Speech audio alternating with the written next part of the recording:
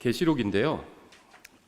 오늘 설교 내용은 미래에 있을 일이 아니라 지금 현재 주님께서 오시기 전까지 우리가 이 세상에서 살아가는 데 있어서 가장 중요한 것을 다루려고 합니다. 계시록 2장 4절부터 5절. 계시록 2장 4절부터 5절입니다. 제가 받들어 읽겠습니다. 요한계시록 2장 4절부터 5절. 그럼에도 불구하고 내가 너를 책망할 것이 조금 있나니 이는 내가 내 처음 사랑을 버렸기 때문이라. 그러므로 내가 어디에서 떨어졌는지 기억하고 회개하며 처음 행위를 하라. 그리하지 아니하고 내가 회개하지 아니하면 내가 속히 내게 가서 내 등잔대를 그것의 자리에서 옮기리라. 이것은 구원을 취소하시겠다 이런 것은 아닙니다.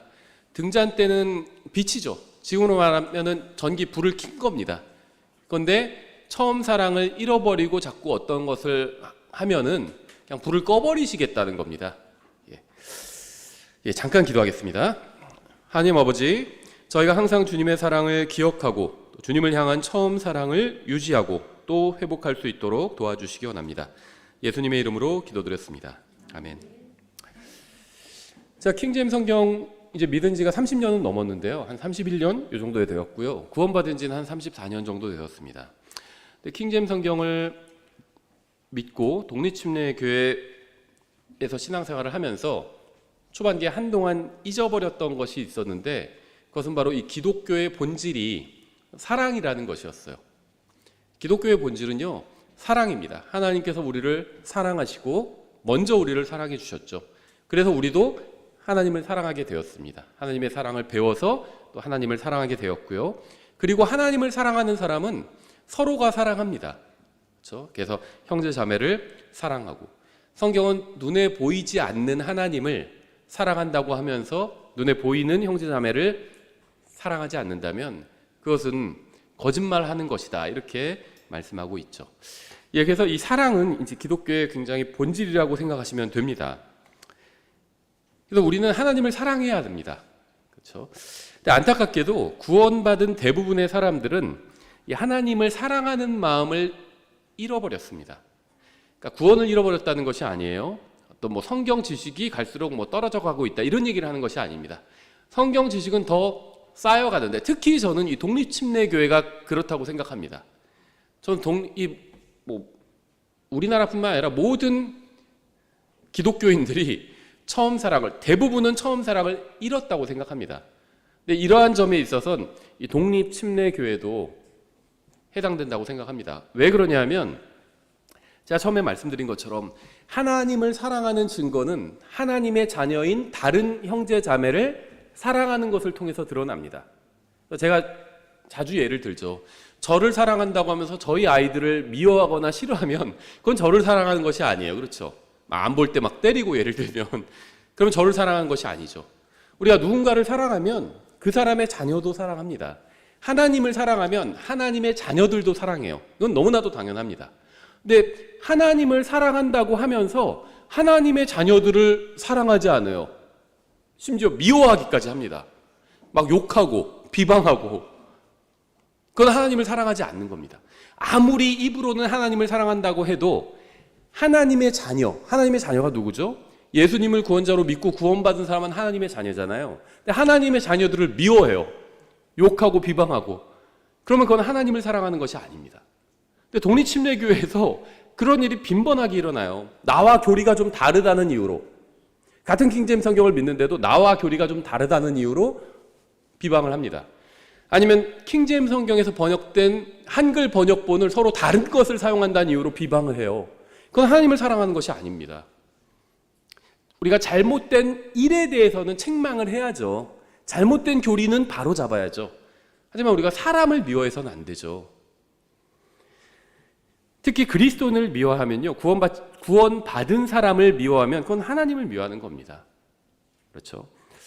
그래서 대부분의 그리스도인들, 또 대부분의 독립침례교회 성도들이 저는 이 처음 사랑을 잃어버렸다, 이렇게 생각합니다. 처음 사랑을 회복하는 방법은 무엇일까요? 그리스도인들에게 이 문제보다 더 중요한 문제는 저는 없다고 생각합니다. 처음 구원받았을 때보다 지금은 예수님을 더 사랑하는 것 같지 않다거나 처음 구원받았을 때보다 지금은 말씀에 대한 갈급함이 없다면 오늘 설교를 한번 잘 들어보시기 바랍니다. 예전에는 항상 주님이 먼저였고 성경이 먼저였고 교회가 먼저였는데 지금은 다른 것이 먼저라고 생각한다면 오늘 설교를 진지하게 들어보셔야 합니다. 여러분은 주님을 무엇보다 가장 사랑하며 살고 계신가요? 그냥 주님을 사랑하는 게 아니라 무엇보다 가장 사랑하느냐고 제가 물은 겁니다. 다른 무엇보다 가장 사랑하지 않는다면 어떤 의미에선 그것은 사랑하지 않는 것일 수도 있어요. 그렇죠? 아내도 사랑하는데 다른 여자도 사랑한다. 그럼 그건 아내를 사랑하는 게 아닙니다. 그러니까 사랑은 이렇게 좀 독점적인 성격이 있어요.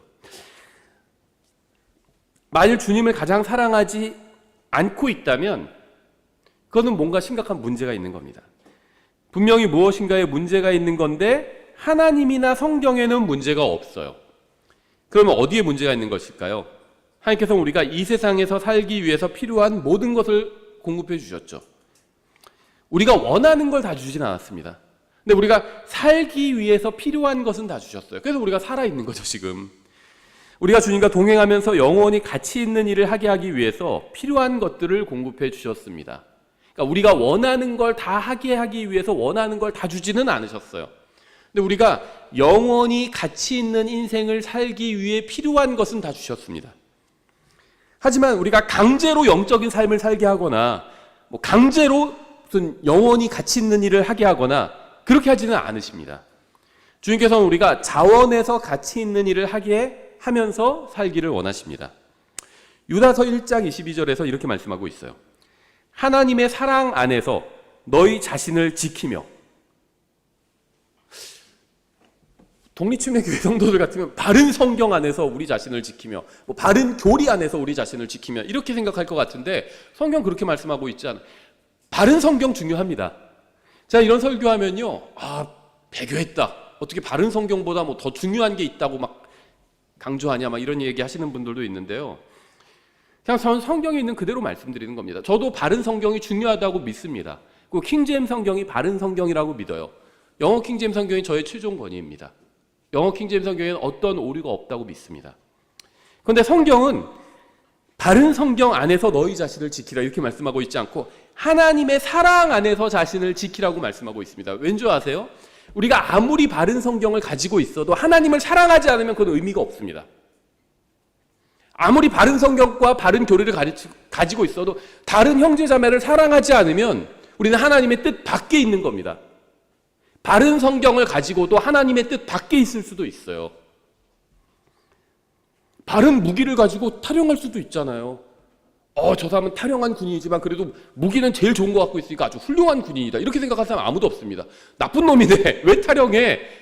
배반했네. 이렇게 생각하죠. 우리가 바른 성경을 가지고 있다 할지라도 하나님을 사랑하지 않고 다른 형제자매를 사랑하지 않는다면 탈영한 군인 것 같아요. 아무리 좋은 무기 가지고 있으면 뭐예요? 탈영했는데 길을 벗어난 건데.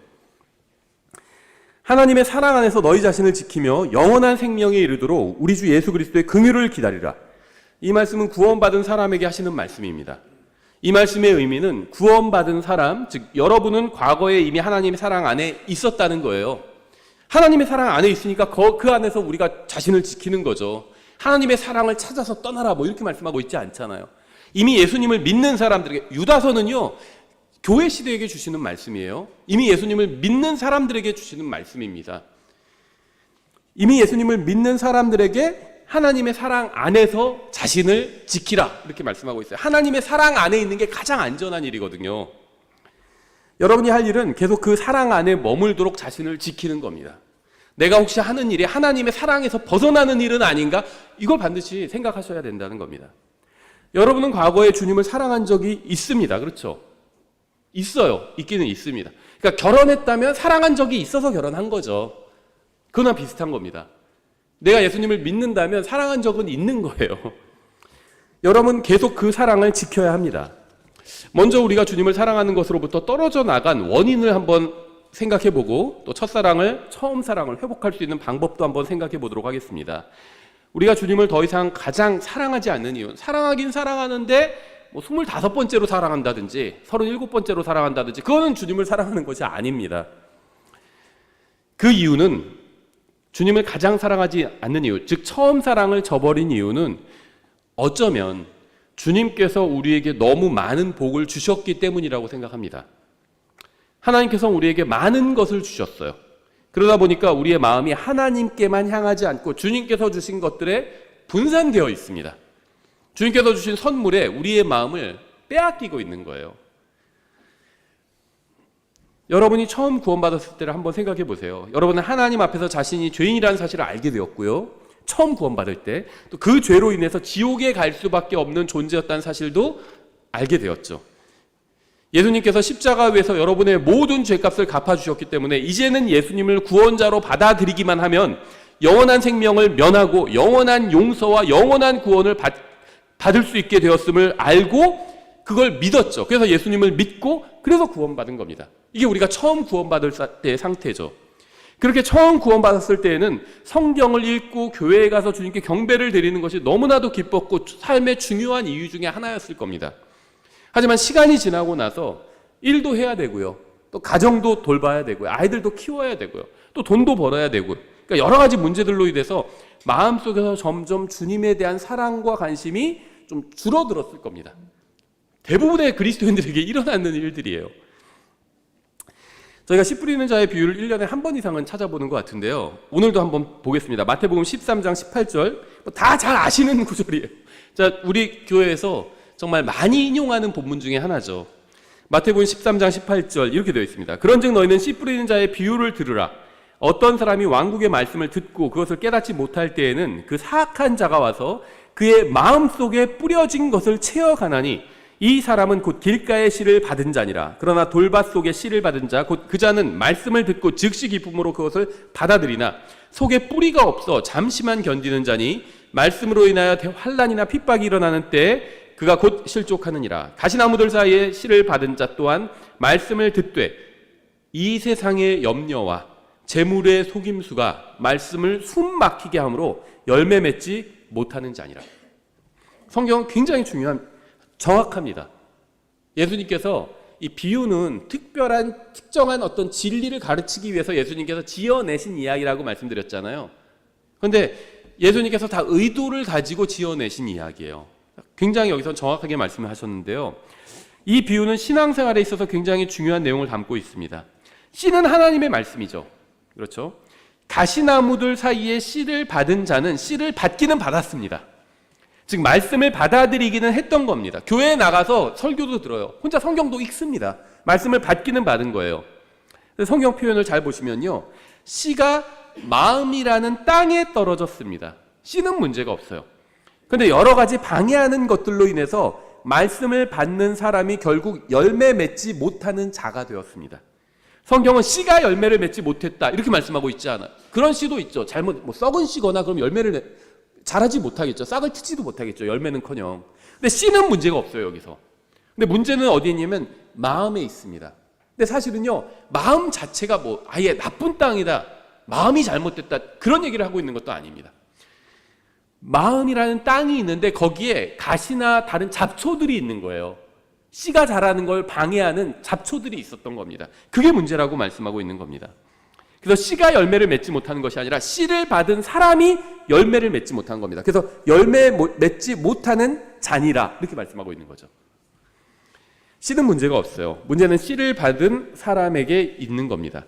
씨는 하나님의 말씀이죠. 이 말씀 안에는 열매를 맺기 위해 필요한 모든 것이 들어가 있습니다. 말씀 안에는요, 열매를 맺기 위해 필요한 모든 것이 다 들어가 있어요. 사람이 말씀에 반응하기만 한다면 이 말씀은 엄청난 열매를 맺어줄 겁니다. 구원받은 사람은 모두 이 씨를 가지고 있습니다. 그렇죠? 하나님의 말씀을 내가 가지고도 있고요. 그 다음에 내 안에 또 내가 암송하고 믿고 있는 구절들이 있잖아요. 또 믿고 있는 말씀들이 있죠. 안에 하나님의 말씀을 가지고 있어요. 구원받은 사람들은.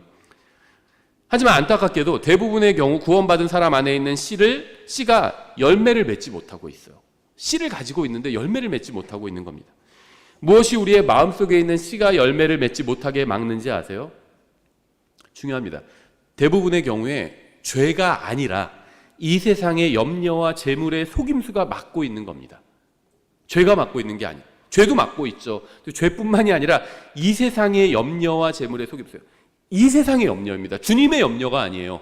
이 세상의 염려입니다. 또 재물의 속임수입니다. 정말 놀라운 사실이에요. 창세기 3장을 보면 인간의 죄로 인해 땅이 가시덤불과 엉겅퀴를 내기 시작했죠. 우리가 지난주에 봤죠. 그래서 씨 뿌리는 자의 비유에서 가시나무 사이에 씨를 받았다고 표현합니다. 인간은 타락하기 전에도 노동을 했지만 타락하고 나서는 노동이 더욱 어려워졌어요. 그러자 인간의 마음속에 이 세상의 염려와 재물의 속임수가 들어와서 말씀으로 인해 열매를 맺지 못하게 한 것입니다. 이 노동은요, 일하는 것, 노동은요, 타락의 결과가 아니에요. 타락과는 상관이 없습니다. 사람이 선악과를 먹고 타락하기 전에도 노동을 했습니다. 동산직이었잖아요. 사람은 노동을 했어요. 그런데 타락하고 나서 여러 가지 그 죄로 인한 부작용이 생기게 되는데 그 중에 하나가 수고를 이제 해야 된다는 겁니다. 이 수고는요, 노동에 더 열심히 일하는 거예요. 땅을 파는데 막 땀을 흘려가면서 열심히 일하는 거, 이게 수고입니다. 그렇게 수고를 해야 먹고 살 수 있게 되었다는 거예요. 그게 현실이에요. 그렇죠? 일한다고 다 먹고 사는 게 아니라는 겁니다. 수고를 해야 돼요. 수고를. 그래야지 먹고 살 수 있게 되었어요. 그러다 보니까는 이제 염려하기 시작했습니다. 이러다가 굶어 죽는 거 아닌가? 염려하기. 애들을 어떻게 키우지? 이런 염려가 시작되었다는 겁니다. 그리고 돈만 있으면 행복할 텐데, 이게 재물의 속임수입니다. 여러분은 이 세상의 염려와 재물의 속임수에 대해서 생각해야 합니다. 만약 오늘 우리가 하늘나라에 간다면 우리는 내일 하려고 한 일을 하지 않겠죠, 당연히. 하늘나라에는 갚아야 될 대출금도 없고요, 고쳐야 될 자동차도 없고요, 돌봐야 될 아이도 없어요. 하늘나라에는 월세나 관리비를 낼 필요도 없습니다. 하지만 우리는 아직 하늘나라에 가지 않았습니다. 우리가 이 세상에 사는 동안 이 세상에서 살아가기 위해서 해야 할 일들이 있습니다. 대출금도 갚아야 되고요, 월세도 내야 되고요, 아이들도 키워야 합니다. 다시 말하자면 하루 종일 성경만 읽거나 찬양만 하거나 전도만 할 수가 없다는 겁니다. 하지만 우리가 아직 이 세상에 있고 이 세상에서 살아가기 위해서는 해야 할 일이 있다고 해서 성경을 읽지 않거나 기도를 하지 않거나 전도를 하지 않는 것을 정당화할 수는 없다는 겁니다. 우리가 이 세상에서 할 일이 있다는 핑계로 마땅히 하나님 앞에서 해야 할 일을 하지 않는다면 결국 우리는 말씀의 씨를 가지고 있음에도 불구하고 어떤 열매도 맺지 못하게 될 겁니다. 이 재물의 속임수에 대해서 우리가 좀 생각을 해보려고 하는데요, 성경은 단 한 번도 재물이 잘못된 것이라고 말씀하신 적은 없어요.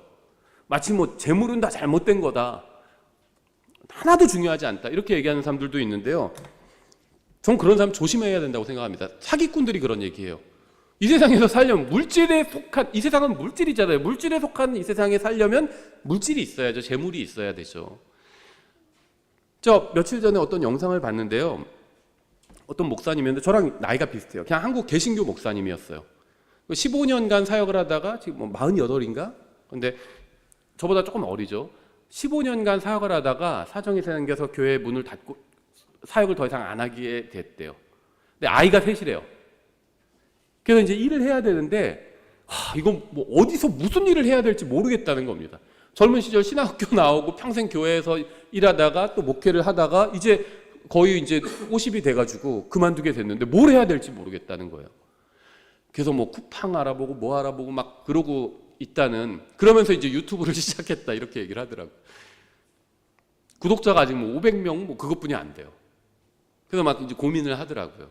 그러면서 자기가 고난에 대해서 많이 설교를 했는데, 특히 이제 물질적인 고난에 대해서 설교를 많이 했는데 자기는 처음 당해본 거래요. 그래서 성도들이 이런 어려움이 있었겠구나 이런 얘기를 하더라고요. 그러니까 저는 그 목사님이 어떤 교리를 가르치고 어떻게 사역을 했는지는 잘 모릅니다. 근데 얘기들은 좀 많이 공감이 됐어요. 근데 제가 아는 이 어떤 돈에 대해서, 특히 목회자 관련해서 어떤 사례비에 대해서 이 목사님들이 이제 여러 얘기들을 하는 걸 들은 적이 있는데, 제가 들은 얘기 중에 가장 형편없는 얘기와 가장 훌륭한 얘기가 있었는데, 가장 형편없는 얘기는요, 킹제임스 성경 진영에서 사역하던 분이에요. 지금은 이제 돌아가셨습니다. 이런 얘기를 하셨어요. 자기는 사례비를 안 받는다 이렇게 얘기해요. 근데 무슨 얘기냐면 자기는 통장도 없다 이렇게 해요. 계좌도 없다. 그럼 그 목사님이 재물로부터 자유로우냐? 그건 아니에요. 그럼 교회는 사례비를 드려요, 그분에게. 근데 어떻게 드리느냐? 그 사모님 계좌로 넣어드려요. 자기는 안 받는다는 거예요. 이게 무슨 소리예요? 헛소리죠. 헛소리입니다. 받는 거죠. 그냥 자기 부인 이름으로 받는 거죠. 자기 문제가 있겠죠. 자기가 무슨 금융 활동에. 그러니까 부인 이름으로 받는 거죠. 그럼 받는 거죠. 뭘 안 받는 거예요. 근데 뻔뻔하게 그렇게 얘기하더라고요. 그래서 또 아멘 하고 막 그래요. 거기 교회 사람들은. 그게 제가 들은 가장 형편없는 이야기였어요. 정직하지 않은 거죠. 받는 건데 뭘 안 받는 거예요. 받는 거지. 제가 들은 가장 훌륭한 얘기는 이거였습니다. 목회자들에게 이제 얘기를 하시면서 그 목사님이 오래 사역하신 분인데, 여러분이 사례비를 교회에서 받을 텐데 받는 액수는 다 다를 겁니다. 적게 받는 분도 있고 많이 받는 분도 있고 적당히 받는 분도 있고. 근데 여러분이 얼마를 받든지 간에 그건 성도들이 아주 열심히 일하고 수고해서 낸 헌금으로 교회에서 지불해 주는 사례비입니다. 그것만 알고 계십시오. 그렇게 얘기하더라고요. 제가 들은 가장 훌륭한 얘기였어요. 재물은 필요한 겁니다.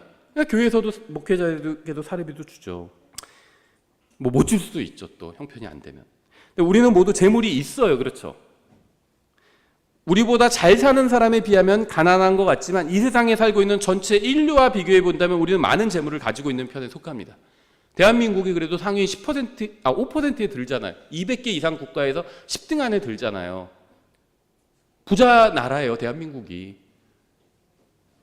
전 세계에 있는 사람들에 비하면 대한민국에 살고 있는 것 자체로 많은 재물을 가지고 있는 겁니다. 근데 이뿐만이 아니에요. 인류 역사, 성경에 보면 6,000년이죠. 인류 역사 6,000년에서 지금처럼 잘 살았던 때는 없어요. 과거 왕들도 우리보다 잘 먹지 않았습니다. 우리가 훨씬 더 잘 살았어요. 잘 살고 있습니다. 과거 왕들보다 훨씬 더 잘 살고 있습니다. 그러니까 지금 현대의 이 선진국에 사는 그리스도인들은요, 대단한 부를 누리고 살고 있습니다. 문제는 우리가 재물의 속임수에 속고 있다는 겁니다. 물질적인 재물이 많아야 하나님을 섬길 수 있다, 이렇게 생각한다는 겁니다. 인류 역사 6,000년을 돌아보면 아무것도 가진 것은 없지만 구원받았다는 사실로 인해서 감격하면서 하나님께 감사를 드리는 사람들이 굉장히 많이 있었습니다. 하지만 재물의 속임수에 속은 사람들은 이미 이 세상에 순례의 길을 가는데 필요한 충분한 것을 가지고 있지만 여전히 자신이 소유한 것이 부족하다고 생각합니다. 재물을 늘리는 것만이 이 세상을 현명하게 제대로 사는 것이라고 생각하고, 그래서 어떻게 하면 재물을 늘릴 것인지만 생각하면서 살아갑니다. 그래서 재물을 늘리고 늘어난 재물을 관리하는 일만을 생각하면서 인생을 보냅니다. 결국 재물의 속임수에 속아서 예수님께서 어디에 계시는지 잊어버리게 됩니다. 근데 예수님은 멀리 계시지 않아요. 다른 것에 정신이 팔려서 예수님이 보이지 않을 뿐입니다. 여러분은 열매 맺는 삶을 살고 계신가요?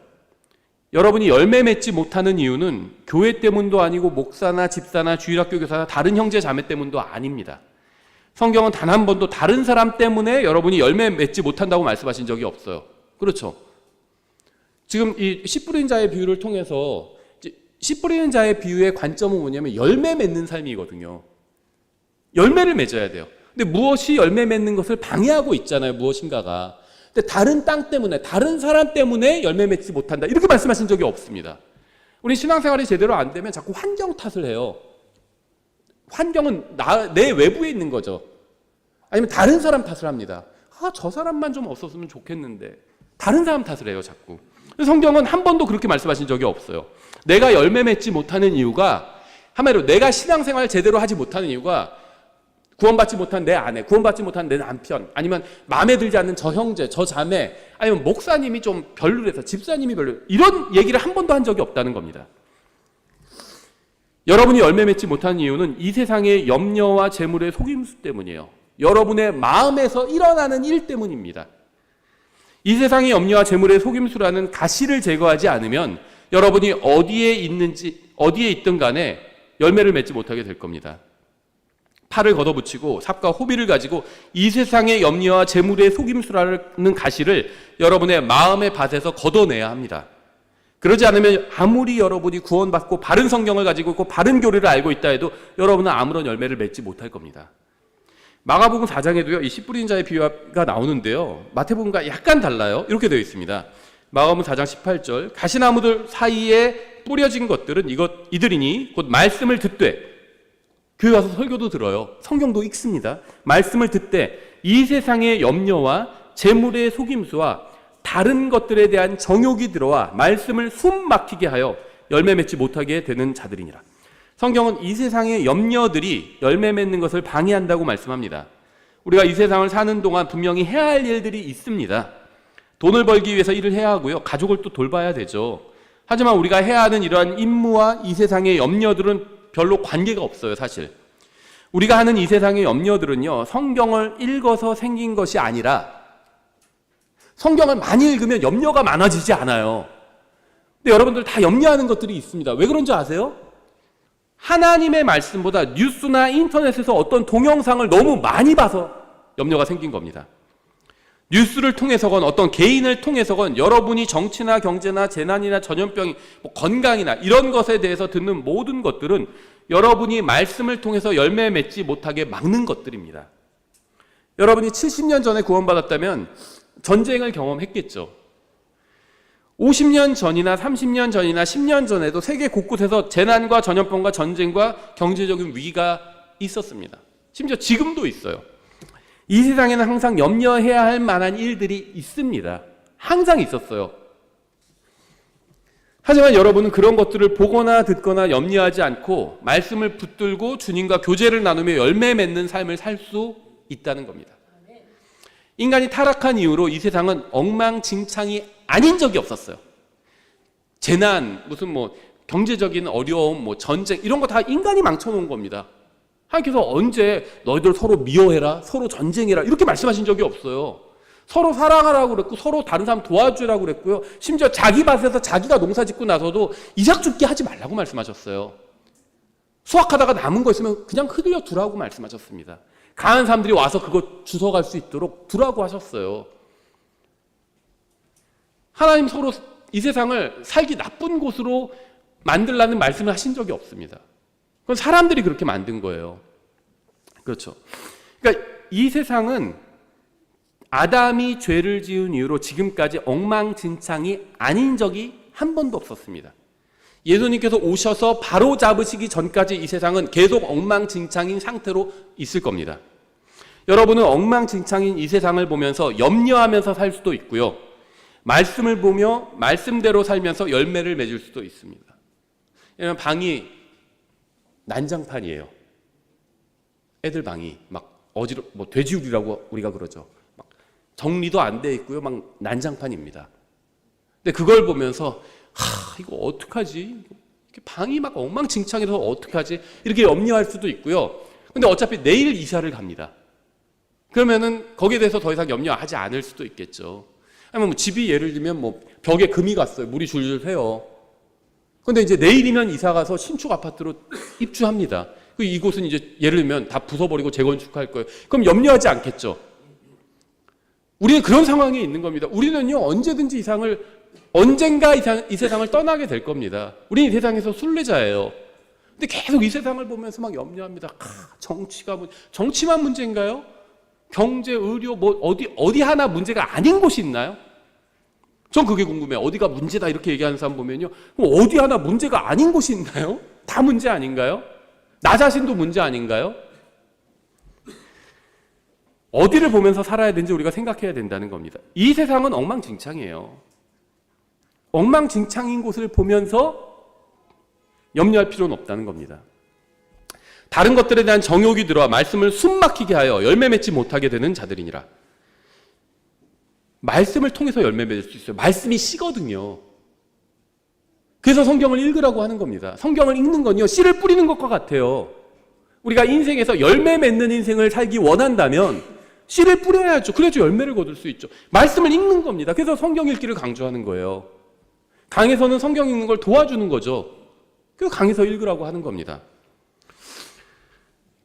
구원받았으면서도 교회에 다니지 않는 사람들이 있습니다. 구원받았으면서도 성경을 읽지 않고 복음도 전하지 않는 사람들도 있어요. 왜냐하면 이 세상의 염려와 재물의 속임수와 다른 것들에 대한 정욕이 마음속에 들어와 말씀을 숨막히게 했기 때문입니다.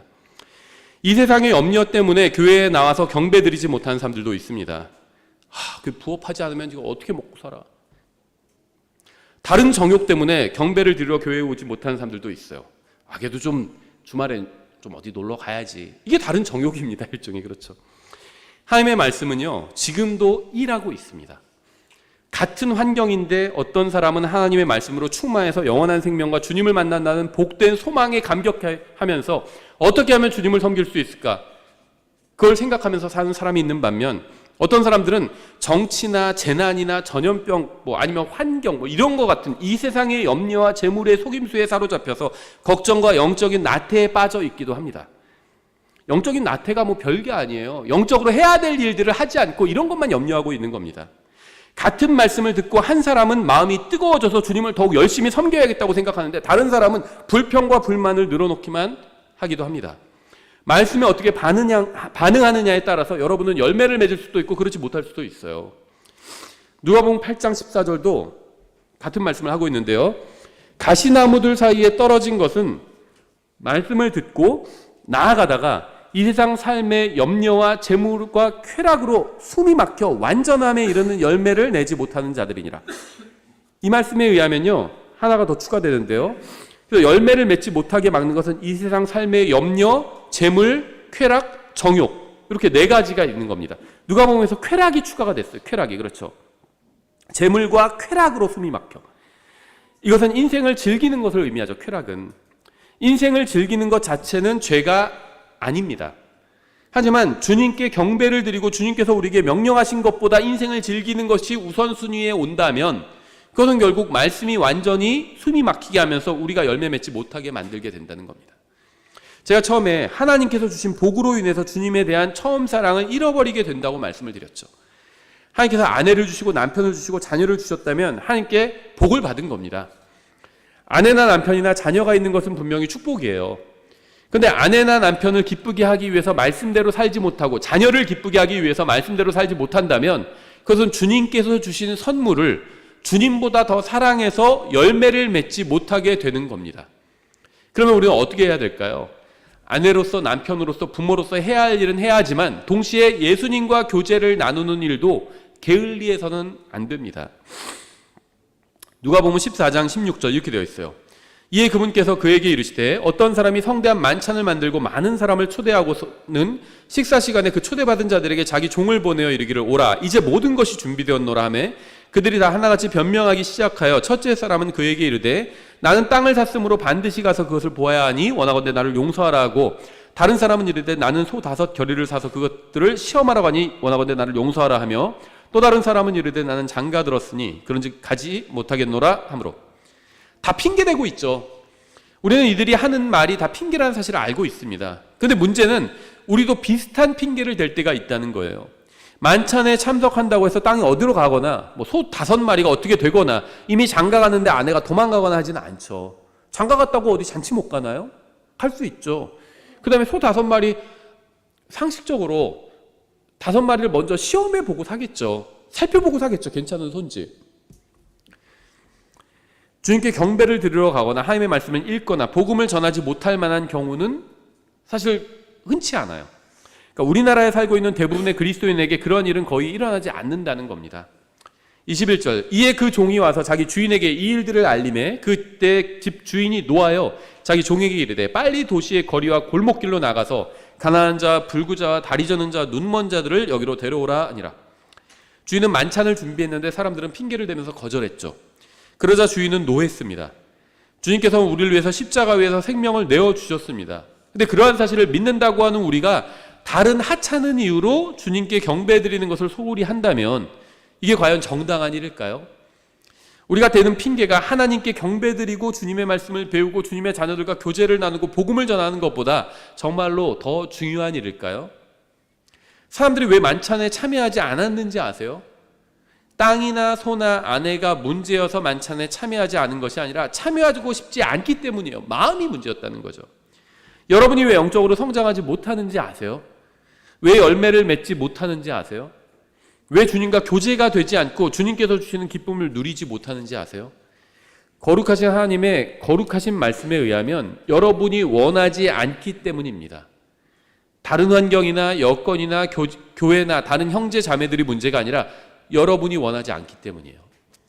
매일 2시간씩 드라마나 뉴스는 볼 시간이 있으면서 성경을 읽을 시간이 없다고 한다면 그건 핑계에 지나지 않습니다. 여러분이 주님께 경배를 드리지 않고 기도를 하지 않고 성경을 읽지 않고 전도를 하지 않는다면 주님을 향한 여러분의 사랑이 차갑게 식어버렸기 때문입니다. 여러분의 마음이 식은 원인은 다른 사람이 아닌 여러분 자신에게 있어요. 여러분의 마음이 식은 것을 가지고 다른 사람을 탓하지 마시기 바랍니다. 여러분의 마음이 식은 이유는 성경에 의하면 이 세상의 염려와 재물의 속임수와 쾌락과 정욕 때문입니다. 거기에 원인이 있어요. 재난이나 전쟁이나 대통령이나 목사나 다른 형제자매나 다른 누구 때문이 아니라는 겁니다. 성경에는 그런 핑계를 지지해 줄 구절이 단 하나도 없어요. 사도 바울은 신앙생활 열심히 했죠. 가장 훌륭한 그리스도인이다 이렇게 얘기할 수 있겠죠. 우리가 사도 바울을. 사도 바울 때 통치자가 누구죠? 네로였잖아요. 최악의 통치자였습니다. 우리나라나 미국이나 이런 국가에서 네로보다 더 악한 통치자가 통치했던 적은 저는 없다고 생각합니다. 그렇죠. 북한은 별개로 두고 우리나라만 본다면 훌륭한 대통령도 있고 사람마다 평가가 다르겠죠. 네로보다 더 사악했던 대통령은 없었어요. 하나님께서는 여러분에게 아내와 남편과 자녀와 부모를 주셨습니다. 그 밖에도 여러 가지 많은 복을 주셨어요. 여러분이 먹고 살 수 있는 재물을 주셨고 대부분의 경우 먹고 살기에 충분한 재물을 주셨습니다. 주님께서 주신 복으로 여러분 안에 있는 말씀의 씨가 숨막히지 않게 하시기 바랍니다. 문제는 여러분이 얼마나 많은 재물을 소유했는지 이게 문제가 아니에요. 재물이 많을 수도 있고 적을 수도 있고 전혀 없을 수도 있습니다.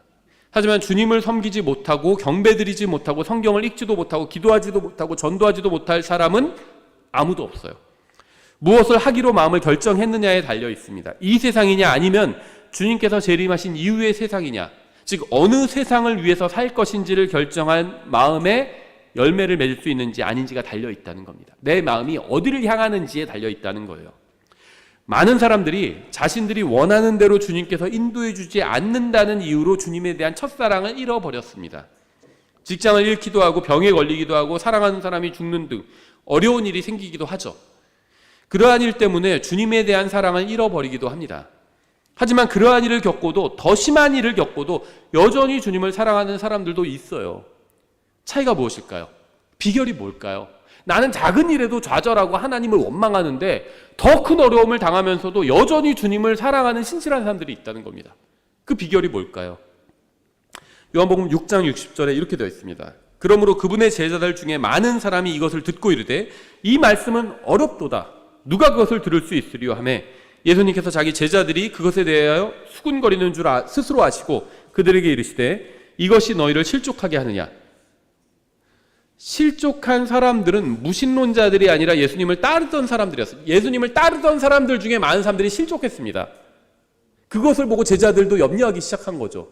와, 예수님 너무 어려운 말씀을 하셨다. 그래서 저 사람들 실족했다. 이렇게 얘기하는 거죠. 근데 이들은요, 주님께서 하신 행위와 말씀에 많은 사람들이 실족했어요. 그래서 66절. 그때부터 그분의 제자들 중에 많은 사람이 돌아가고 다시는 그분과 함께 다니지 아니하더라. 12제자만 있었던 건 아니죠. 많은 제자들이 있었어요.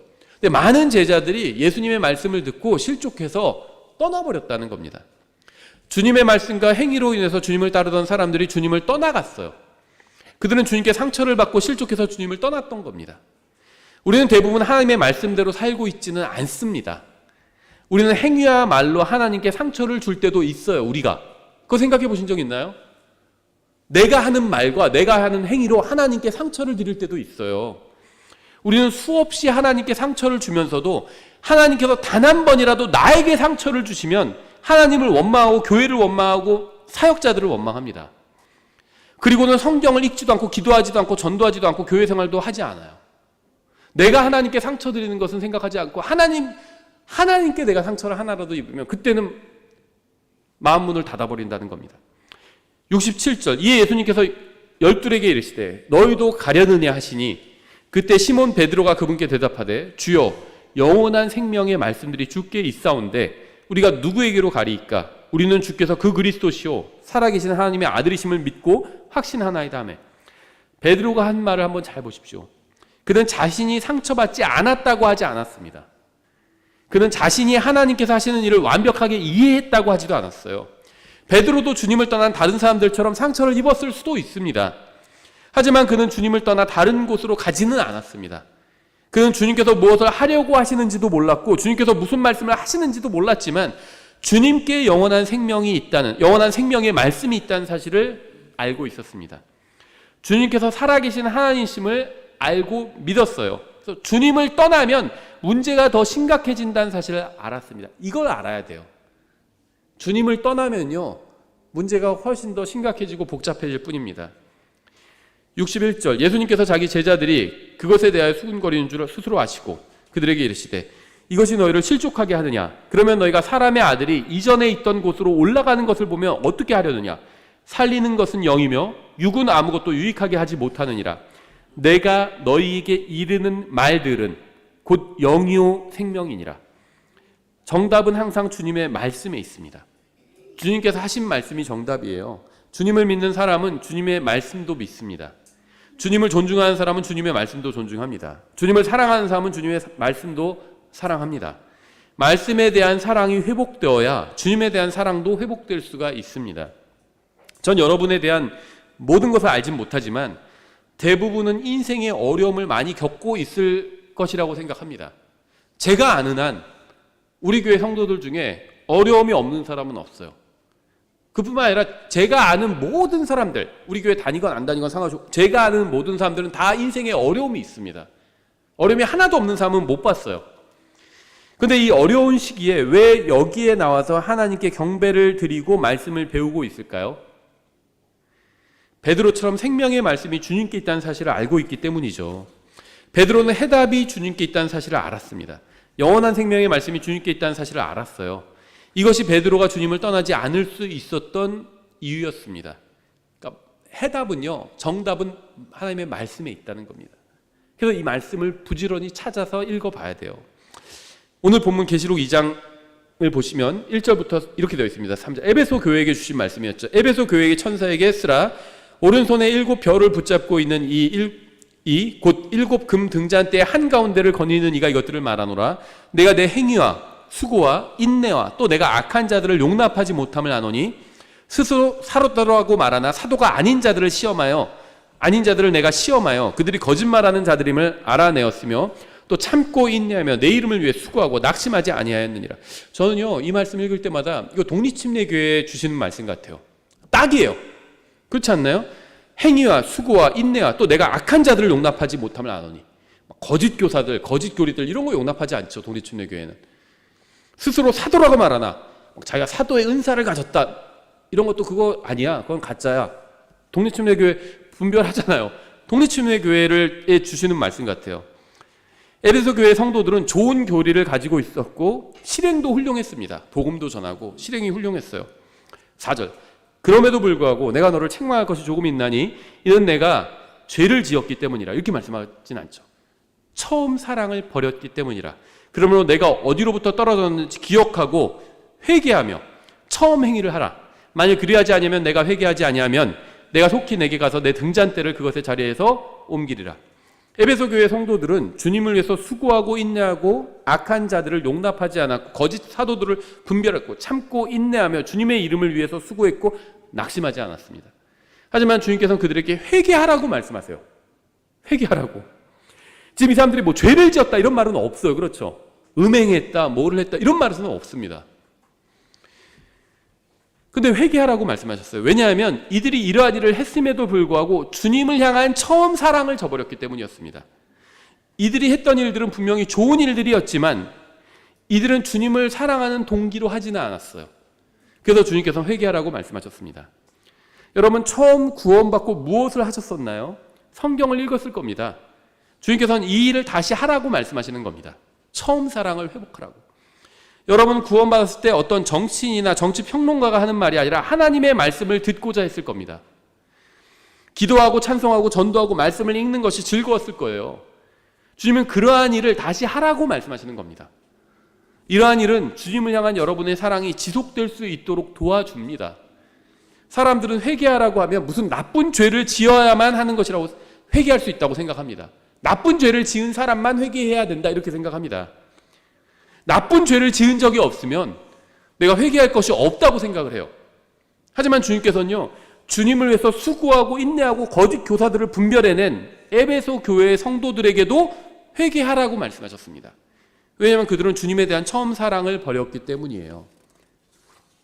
하나님의 말씀을 읽고 기도하고 전도하는 것은 여러분이 주님을 더욱 사랑하도록 도와줍니다. 주님을 향한 처음 사랑을 되찾을 수 있도록 도와줍니다. 또한 주님을 여전히 사랑하는 사람들에게는 말씀을 읽고 기도하고 전도하는 것이 어려운 일이 아니라 오히려 즐거운 일이에요. 하나님의 말씀을 읽고 기도하고 내가 하나님께 말씀을 드리는 거죠. 전도하고 하나님을 알리는 거죠. 다른 사람에게. 이러한 것이 주님을 사랑하는 사람에게는 어렵지 않은 일이에요. 사랑하면 어렵지 않아요. 생각해봐요. 여러분이 사랑하는 사람이 있어요. 그 사람과 만나서 그 사람 얘기를 듣는 게 어려운가요? 그 사람한테 내가 무슨 얘기를 하는 게 어려운가요? 그 사람과 교제를 나누는 거잖아요. 또 그 사람에 대해서 막 다른 사람한테 자랑하고 싶잖아요. 그게 전도거든요. 그게 어렵지 않죠. 자기가 정말 사랑하는 사람을 만나면 말하죠. 자기 친구한테도 막 말하고요. 자기 가족한테도 말하고요. 말하겠죠. 막 소개하고 싶고 그렇죠. 내 사랑하는 사람을. 하나님을 사랑하면, 예수님을 사랑하면요, 성경을 읽고 사랑하는 사람의 말을 듣고 기도하고 내가 사랑하는 사람한테 말하고 다음에 그 사랑하는 사람에 대해서 이야기하고, 이게 어렵지 않습니다. 어렵지 않아요. 사랑하지 않으면 어려워요. 만났는데 야, 너 오늘 뭐 누구 소개팅 했다며, 뭐 선봤다며, 어때? 얘기도 하지 마. 이건 사랑하지 않는 거죠. 싫은 거예요. 그 사람이. 사랑은커녕 싫은 겁니다. 그 사람이랑 만나서 말하는 것도 싫어요. 그 사람 얘기 듣는 것도 싫어요. 그 사람에 대해서 말하는 것도 싫어요. 다른 사람한테. 사랑하지 않을 땐 그렇죠. 사랑할 땐 좋아요. 그 사람과 얘기하는 게 좋고 얘기 듣는 게 좋고 그 사람 말 듣는 게 좋고 그 사람에 대해서 막 말하고 싶어요. 그렇죠.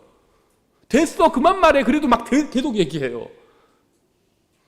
왜 내가 하나님의 말씀을 읽고 기도하고 전도하는 게 싫은지 알겠죠. 예수님을 사랑하지 않기 때문에, 믿지 않기 때문이 아니야. 믿긴 믿어요. 사랑하지 않는 겁니다. 그래서 싫은 거예요. 근데 이 일을 하면 사랑하게 됩니다. 희한하죠. 하나님을 사랑하는 사람은 하나님의 말씀을 읽습니다. 근데 하나님을 사랑하지 않아요. 그럼 이게 문제라는 거죠. 그래서 회개해야 된다는 거죠. 그럼 어떻게 해야 되죠? 하나님의 말씀을 읽어야 합니다. 그러면요, 살아나요, 다시. 마치 우리 안에 씨가 있는데 물을 주는 것 같아요, 말씀을. 사랑이 다시 살아난다는 겁니다. 다시 샘솟게 돼요. 그래서 말씀을 읽어야 됩니다. 시편 51편 1절부터 3절 이렇게 되어 있습니다. 오 하나님이여, 주의 인자하심에 따라 내게 긍휼을 베푸시며 주의 친절한 긍휼의 풍성함에 따라 내 범법들을 지워주소서. 내 불법에서 나를 철저히 씻기시며 내 죄에서 나를 정결하게 하소서. 내가 내 범법들을 시인하오니 내 죄가 항상 내 앞에 있나이다. 다윗은 끔찍한 죄를 저질렀기 때문에 주님 앞에서 눈물로 회개했습니다. 밧세바와 간음했잖아요. 또 그 남편, 아주 충직한 신실한 사람을 또 살해하라고 지시하기까지 했잖아요. 끔찍한 죄를 저질렀어요. 거기에 대한 회개 기도거든요. 주님에 대한 처음 사랑을 버렸으면서도 우리가 왜 회개하지 않는지 아세요? 처음 사랑을 버린 것이 끔찍한 죄라고 생각하지 않았기 때문입니다. 남의 아내 빼앗는 거 사악한 왕들은 그렇게 많이 했어요. 왕들이 하던 일입니다. 다른 사람 아내 막 빼앗았잖아요. 그렇죠? 6절, 보소서, 주께서는 내 속 부분에 있는 진실함을 원하시오니 나로 하여금 은밀한 부분에 있는 지혜를 알게 하시리다. 우슬초로 나를 정결하게 하소서. 왜 우슬초 얘기를 할까요? 출애굽 때 뭘 했죠? 어린 양의 피를 뭐에 찍었죠? 우슬초에 찍어서 문지방에 발랐죠. 어린 양의 피로 나를 깨끗이 씻어달라는 겁니다. 우슬초로 나를 정결하게 하소서. 내가 깨끗하게 되리이다. 나를 씻기소서. 내가 눈보다 더 희게 되리이다. 나로 하여금 기쁨과 즐거움의 소리를 듣게 하사 주께서 꺾으신 뼈들이 기뻐하게 하소서. 주의 얼굴을 내 죄들에서 가리시고 내 모든 불법을 지워주소서. 오 하나님이여, 내 안에 깨끗한 마음을 창조하시고 내 속에 올바른 영을 새롭게 하소서. 다윗은 무엇을 위해서 기도했을까요? 진보가 정권을 잡지 못하게 해달라 이렇게 기도하지 않았습니다. 보수가 정권을 잡지 못하게 해달라 이런 기도하지 않았어요. 우리나라를 바르게 해달라 이렇게 기도하지도 않았습니다. 자기 안에 깨끗한 마음을 창조해 달라고 기도했습니다. 이게 성도들의 기도예요. 내 안에 마음을 깨끗하게 해달라고, 이 기도를 해야 됩니다. 속에 올바른 영을 새롭게 해달라고 기도했습니다. 다른 사람이 아닌 자기를 깨끗하게 해달라고 기도했어요. 저 사람들, 지금 정치인들이 썩어 빠졌습니다. 정치인들의 마음을 깨끗하게 해주십시오. 이런 기도 하지 않았어요. 성경에 그런 기도가 안 나와요. 우리도 그런 기도 할 필요 없습니다. 그건 그 사람과 하나님과의 관계예요. 내 안에 마음을 깨끗하게 해달라고 기도해야 됩니다. 그런 기도는 성경에 있어요. 그것도 구약 성경 전체 4,000년 동안 가장 하나님을 잘 믿었던 사람 다윗이잖아요. 그 사람이 그 기도를 했습니다. 우리도 본받아야 돼요. 이 12절, 주의 구원의 기쁨을 내게 회복시켜 주시고 주의 자유로운 영으로 나를 떠받쳐 주소서. 구원을 회복시켜 달라 이렇게 기도하지 않았습니다. 한 번 구원받은 사람은 영원히 구원받은 겁니다. 구약시대 뭐 구원 잃어버릴 수 있지 않나 이렇게 믿는 사람이 있는데 그렇지 않아요. 그건 제가 나중에 제가 설명한 적이 있고요. 과거에도 나중에 다시 설명하겠습니다. 주의 구원의 기쁨을 내게 회복시켜 달라고 했습니다. 구원을 회복시켜 달라고 하지 않았어요. 구원을 잃어버린 적 없습니다. 다윗은. 근데 구원의 기쁨은 잃어버릴 수 있어요. 그래서 구원의 기쁨을 회복시켜 달라는 겁니다. 주님과의 첫사랑을 상실하면요, 구원의 기쁨을 잃어버리게 됩니다. 구원의 기쁨을 잃어버리잖아요. 그럼 이 세상의 일들로 인해서 염려하게 돼요. 구원의 기쁨을 가지고 있는 사람은 이 세상의 일들로 인해서 염려하지 않습니다. 구원의 기쁨이란 게 뭔가요? 구원이 뭔가요? 영원한 생명을 받은 거잖아요. 하늘 나라에서 하나님과 함께 영원한 생명을 누리는 겁니다. 하나님의 아들이 된 거예요. 그게 구원이에요. 그 기쁨이 있습니다. 내가 비록 이 세상에선 아무것도 아닌 별 볼 일 아닌 사람이지만 하나님의 아들이 되었잖아요. 그 기쁨이 있어요. 이제 곧 예수님께서 오시면 온 세상이 다 알게 될 겁니다. 그러면 나의 모든 슬픔이 영원히 사라질 거예요. 하나님께서 내 눈물을 닦아주실 거예요. 다른 사람이 아니라 하나님이 닦아주실 겁니다. 그걸 알고 있는 거예요. 구원받았기 때문에 그런 일이 일어나는 거잖아요. 그래서 기쁨이 있는 겁니다. 근데 그 기쁨이 사라져버린 거예요. 그럼 이 세상 일들로 염려합니다. 그 기쁨을 회복시켜달라고 기도한 겁니다. 다윗은 밧세바를 보기 전에 주님의 은혜를 받았습니다. 밧세바를 보았을 때도 주님의 은혜를 받았어요. 밧세바와 더불어 죄를 지은 후에도 여전히 주님의 은혜를 받았습니다. 다윗은 처음 사랑을 유지시켜주는 것은 구원이 아니라 구원의 기쁨이라는 사실을 알고 있었습니다. 그래서 구원의 기쁨을 회복시켜달라고 기도한 겁니다. 사람들이 왜 교회에서 떨어져 나가는지 아세요? 구원받지 못했기 때문이 아니에요. 구원의 기쁨을 잃어버렸기 때문입니다. 여러분이 구원의 기쁨을 잃어버리면 다른 곳에서 기쁨을 찾으려고 할 것입니다. 하지만 구원의 기쁨은 다른 어디에도 없어요. 13절이죠. 그리하면 내가 범법자들에게 주의 길들을 가르치리니 죄인들이 주께로 회심하리이다. 구원의 기쁨을 회복한 사람은요, 첫사랑을, 하나님을 사랑하는 사람은 복음을 전해요. 전도합니다. 범법자들에게 주의 길들을 가르치는 것, 이게 복음 전한 거죠. 그러면 죄인들이 주께로 회심하리이다. 전도의 결과죠, 이게. 에베소 교회는 열심히 일하는 교회였습니다. 하지만 복음서에 의하면 그들은 열매 맺지 못하는 교회였어요. 왜냐하면 그들은 주님을 위해서 일했지만 주님에 대한 처음 사랑은 잃어버렸기 때문입니다. 계시록 2장과 시편 51편에 의하면 회개하고 처음 사랑을 회복하면 열매 맺는 그리스도인이 될 수 있습니다.